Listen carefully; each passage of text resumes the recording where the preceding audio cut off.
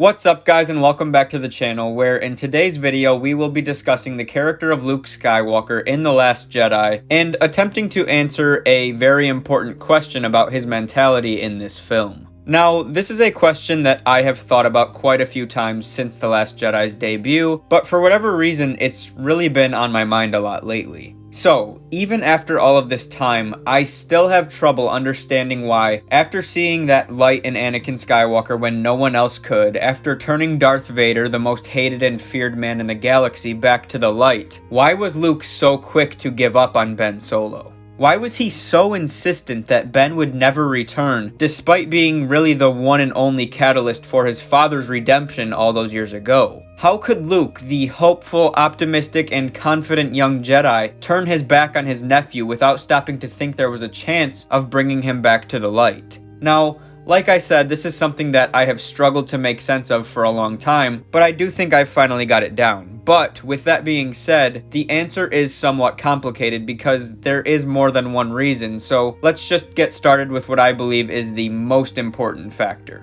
Allow me to begin by saying that Luke's resistance in The Last Jedi may not actually be a result of him not believing in Ben Solo. On the contrary, Luke denying Rey's plea to help her save Ben, among other factors, was more likely the result of fear. Not of Ben Solo, nor even of Supreme Leader Snoke, but of his own past. Luke is deathly afraid of the truth. After 7 years of exile, he is still in denial about what happened at his Jedi temple. How can he return to Leia to tell her that the reason her son turned to the dark side was because of him, Luke Skywalker, the legendary Jedi Master? How can he look her in the eye and admit to her that he attacked her son in his sleep? How can he admit that that momentary lapse in judgment on his part has led to all of this suffering, and even to the death of his best friend, Han Solo? Even if Ben were to turn, how can he go before the galaxy and tell them that he, the son of the evil Darth Vader, was responsible for all of this? He cannot bring himself to do that. But here's an even bigger problem.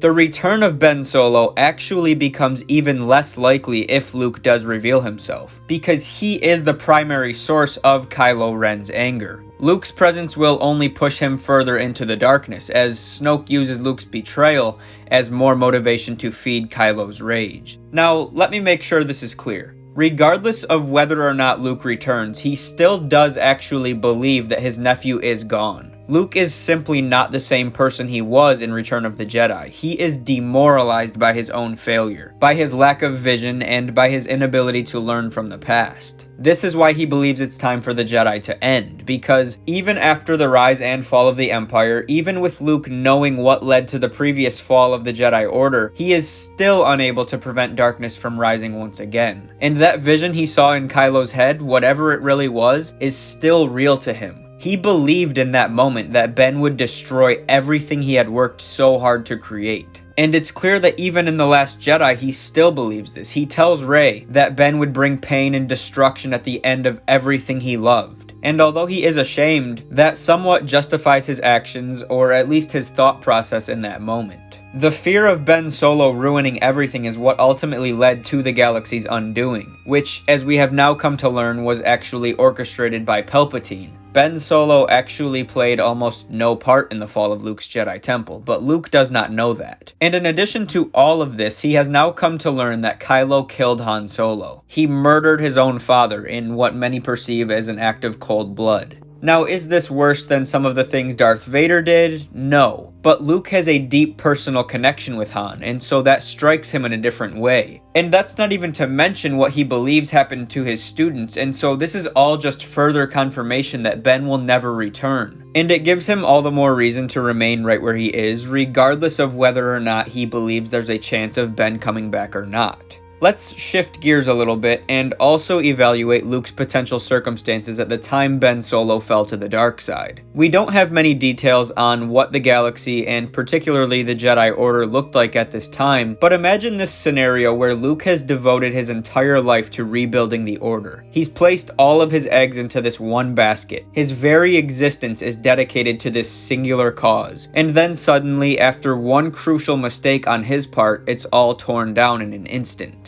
His temple is burnt to the ground, his students are all killed, his nephew has turned to the dark side to finish what the Empire started, and it's all on him. Luke has dedicated his entire life, everything he has done since Return of the Jedi has been geared toward this one goal, and now, just like that, it's ripped away from him. And this leads me to my final major point, and that is simply that people change. We have not seen Luke in 30 years. Imagine what it must be like to have the fate of the galaxy placed in your hands. It's your responsibility to rebuild the Jedi Order, to protect the galaxy from all evil, to pass the Skywalker legacy, the Jedi legacy, onto the next generation, onto your nephew. This is all on you. And Luke handled that very well for a long time, at least that is what we are led to assume. But then out of nowhere, it all came crumbling down and there was nothing he could do to stop it. If that sort of experience isn't something that could change a person, then I don't know what is. We're talking about someone who has never really failed before, at least not in the big picture. Luke succeeded in taking down the Empire and turning his father back to the light. He has rebuilt the Jedi Order. He may well be the most powerful Jedi of all time at this point in his life. Everything is great, and then it isn't. Everything Luke has lived for is now gone. We are talking about a failure of epic proportions that occurred as a result of one singular moment, one click of a button. The tiniest lapse in his judgment, the smallest little slip from Luke. For one fraction of a second, Luke allowed the dark side to cloud his judgment, and that destroyed everything. It's not just about him losing all the progress he had made, it's about he, Luke Skywalker, the beloved savior of the galaxy, failing in the most unbearable, unexplainable, unjustifiable way you could ever imagine, and that ruined it all. Because he had placed his very being, everything he believed in and everything he stood for into this one cause. And that dedication is admirable, but it makes it so that one slip could tear everything down at once. And when that does happen, he has nothing. And let's even think for a second about what Luke could have done on that night before he ever went into exile. What was he supposed to do? He believes that Ben Solo destroyed the temple and slaughtered his students. He doesn't know that Palpatine was behind any of this. From Luke's point of view, he has lost, and there's no undoing what's been done. He's not going to chase down his nephew, who he just attacked in his sleep, from Ben's point of view, of course,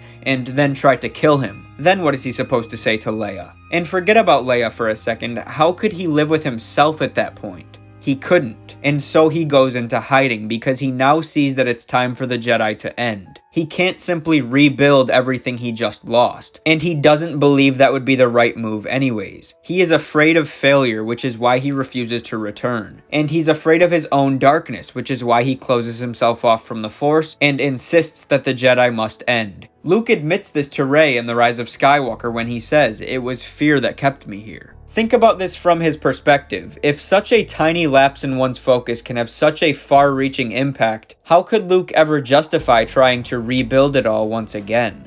I know it's difficult for so many people to understand how Luke could flip so drastically. It's something that I struggled with for a long time. It's still something that I don't think I fully understand. But you really do have to look at things from Luke's point of view. The more I try to put myself in his shoes at that time and consider what that sort of event would do to a person's spirit, the more sense I am actually able to make of it. I know there's a lot of you out there who feel that there's nothing they could ever do to justify Luke's behavior in The Last Jedi, but I think the more they begin to reveal about his life at this time and about his journey to both the moment that Ben Solo turned to the dark side and to The Last Jedi, the more believable that whole situation is going to become. It's got to be handled right, of course. There needs to be a lot of planning and proper execution, but if they play this thing right, I do think there's still hope of reuniting the fandom. But, you know, that's just me. I know there's plenty of people who don't think that's even a remote possibility, and that's fine. I just prefer to be optimistic, but I am also someone who already enjoys and appreciates the sequels for the most part anyways, so it's all about perspective. But that's gonna wrap things up for me, so I hope you guys enjoyed this video. If you did, please remember to leave a like to support the channel, subscribe to the channel if you are new, have a wonderful day wherever you may be, and of course, may the Force be with you